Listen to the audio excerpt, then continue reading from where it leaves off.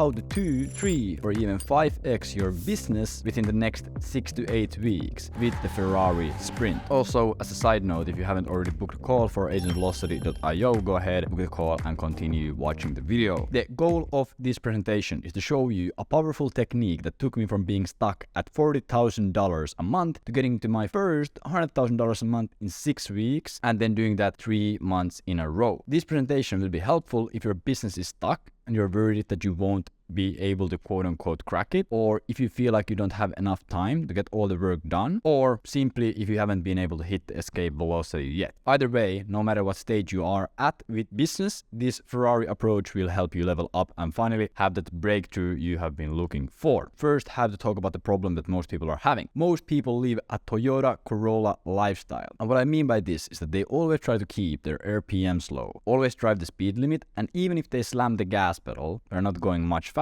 Most people cruise through life without any monumental effort to change the trajectory of their career, and Corollas, of course, are extremely sustainable, but do you really want to simply roll through life without any massive achievements that you can be proud of? And of course, it's a trend lately to be mindful of work-life balance, but most are doing it wrong. They might tell themselves, I'll work hard today. I'll really work hard today. They wake up, yeah, let's fucking go today. But as soon as they have the minimum tasks done for the day, they start relaxing, they start avoiding the burnout, and they do that for 60 years straight. However, to start and scale a business, you need to do what others aren't willing to do. Some people might start journaling, others are taking cold showers, or maybe someone is meditating. And while all these things are not bad, it's the same thing as making an oil change on a Corolla. It won't be nearly enough force to smash through the walls. If Toyotas are consistent daily drivers, always driving low RPMs, and barely able to go faster, then Ferraris are the performance machines that can withstand over 7,000 RPMs, and just looking at the gas pedal will pull you into the sea. However, you can't abuse a supercar every day for 60 years straight. You take the Ferrari out to the track on a weekend, absolutely tear up your tires, push the limits based on the weight of your balls, and for the rest of the week you let the machine recover in the garage. To have massive breakthroughs in your career, business, or in life, in general, you need to become a Ferrari. There's really no way around that. Periods of high performance and pushing the limits, followed by periods of off time to recover. The steps to really abuse the Ferrari sprint method. Step number 1, find the patterns. Whenever aspiring or current entrepreneurs feel like they're struggling with discipline, motivation, or focus, 80% of the time it's not a problem with any of these. It's just simply a clarity problem. Working hard is extremely difficult if you have no clear idea what to actually work on. You might wake up in the morning, look at your short to-do list, knock the tasks out in a few hours and think, good productive day. And then you just sit back and wait for the magic to happen and the challenges holding you and your business back to clear themselves. But if you have been in a certain position for weeks, months, or sometimes in years, it's just not enough. You need clarity and clear points of focus before ever thinking about starting an open lap in your Ferrari. We need to talk about signals between the noise. So the first thing you need to do is understand what are the tasks that have an impact on your business. For example, you have decided you want to start a lead generation agency. Boom, great choice. The first day, you watch a few YouTube videos. The second day, you make half of a landing page. Then the third day, you go back and you optimize the landing page a bit. And then you launch some outreach campaigns to find clients and spend the entire day 4 on a logo. So what this really does, it makes you feel productive, when in fact, the high leverage thing would be to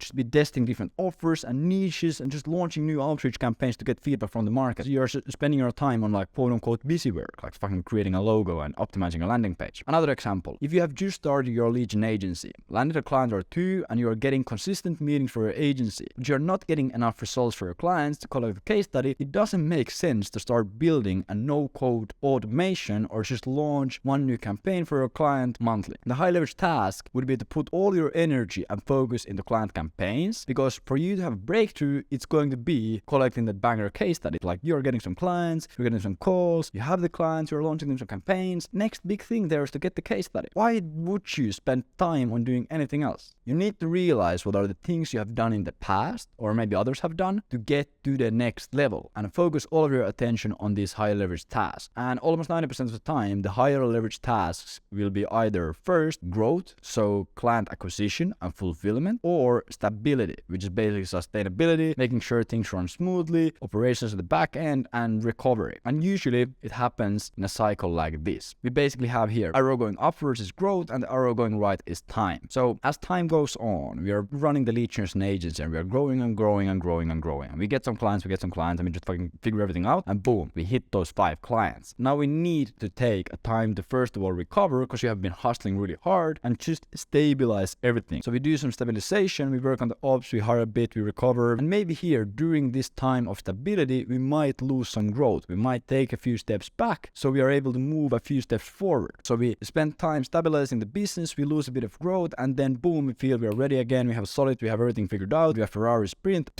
We grow hella hard. And then again comes a season of stability. We have to take a few weeks to a few months to just stabilize the business. During this time of stabilization, we might lose 50% of the growth that we have achieved during the growth season. But still, after the growth season and after the stability season, we have still managed to grow the company from here to here. We might go really hard like this, and then we realize, oh damn, we really do not have the resources and the team to perform stably at this high level. So we drop a few clients and we scale a bit down, but still we are higher than the starting point we had before the growth season. So it's totally fine. We grow, we stabilize, we might drop a bit, but as long as we are moving up, that's all that matters. And most of the time, the growth phase will be when you take the Ferrari out to the track. You focus only on getting clients and getting results for your clients, and you should feel overwhelmed with the amount of work you'll have. Like, that is completely natural, because it's the only way to break through the roadblocks and the stagnation. The first step is to realize that it's time to focus on growth,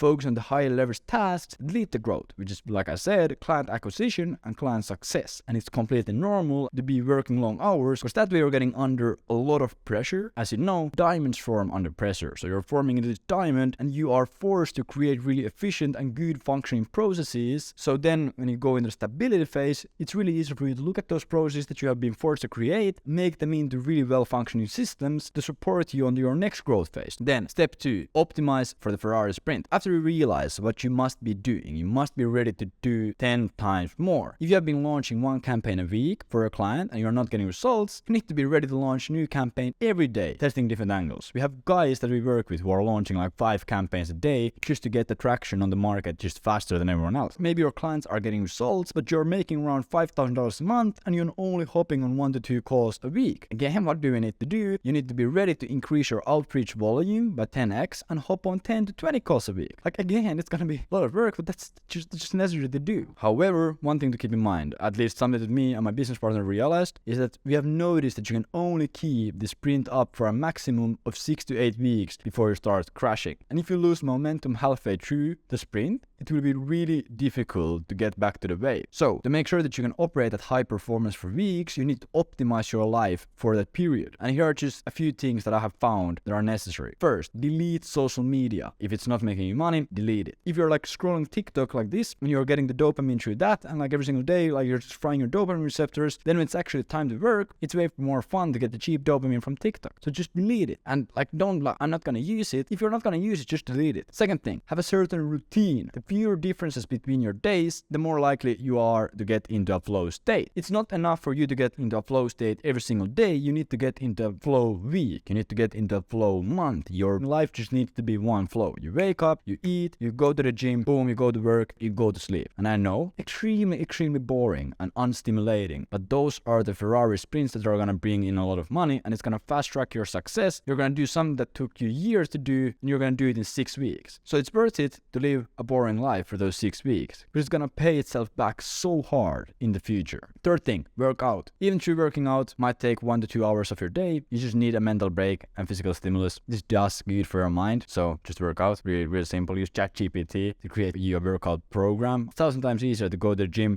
boom, hit it really quickly, because that way you are not executing on your own plan, you're just executing on a plan that was given to you. Just a small tip. Fourth thing, track your time. Tracking every minute of your work will keep you more accountable and less likely to procrastinate. When you track your time, time, you just have no bullshit view on what you're actually doing. So if you're spending 15 minutes on TikTok, you're gonna see it on the time audit and you're gonna be like, oh, what am I doing? Like a life hack actually goes in the next point, accountability partner. Find someone to do the sprints with you. And ideally, you want them to be someone who works on the same business. So if you have a business partner that's perfect, it can be your employee, it can be whoever. And they don't even need to be doing the sprint if they're not working with the same business. What you can do is you track your time, you do a time audit, and then after every single day, you give the time audit to your business partner or to your dad or something. You're like, okay, tell me what you think. And then you'll get honest feedback. At least for me, I don't really want to give a shit time audit to someone else. So I'm going to do my best to make the day as productive as I can. And the last thing is say no. You need to be turning down distractions to have all the mental capacity to solve your bottlenecks. You can't be taking on new projects or doing anything crazy. You can't go partying. You can't go here and there and there. You just need to be working on a business and you can do the cool things later. And it's going to feel 1,000 times better because you have actually finished the sprint. And some people might call this monk mode or nightmare mode online, if you know the G's. And the point is the same, pretty much the exact same thing. If you have been waiting for a breakthrough,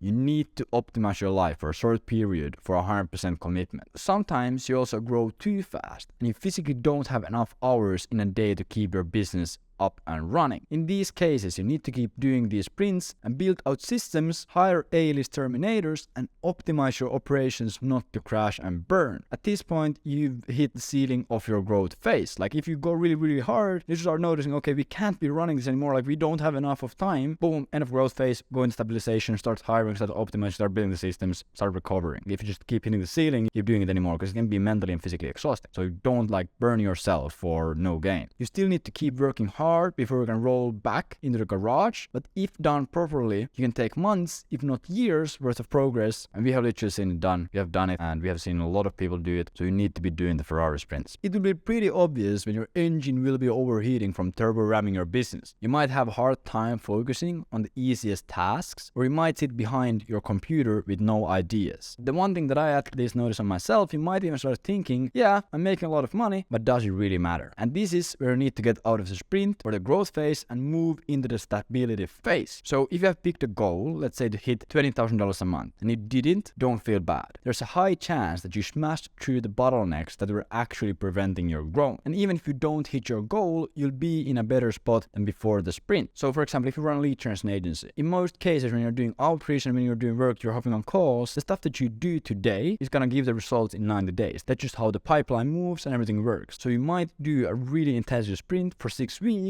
that still the work that you did during the sprint might result in huge gains down the line. And that's why you need to stick in it for a long term. So now is the time to ensure your business or agency stabilizes around the growth you did during the sprint. This usually doesn't take nearly as much focus and energy. During this phase, your high leverage activities will be make sure the minimum KPIs are hit so you're getting enough of leads, enough of sales calls, clients are getting good results, manage your team and train them, collecting case studies. So if you have gone really hard during the growth phase, you might have gotten really good results, at least you should have. Look at the data and realize what tasks that really made a difference during the sprint. If you're collecting data on the work that you're doing, go back and look, okay, what was the actually most important thing that I was doing during the sprint, so you can make your next sprint just way more efficient. Sometimes you might have to restructure your agency, either on the operations side or on the targeting and positioning side. You should get away with 4 to 6 hours of work 5 to 6 times a week or less. You don't really want to be hitting 10 hours a day 7 times a week. Like, it's just not healthy to keep up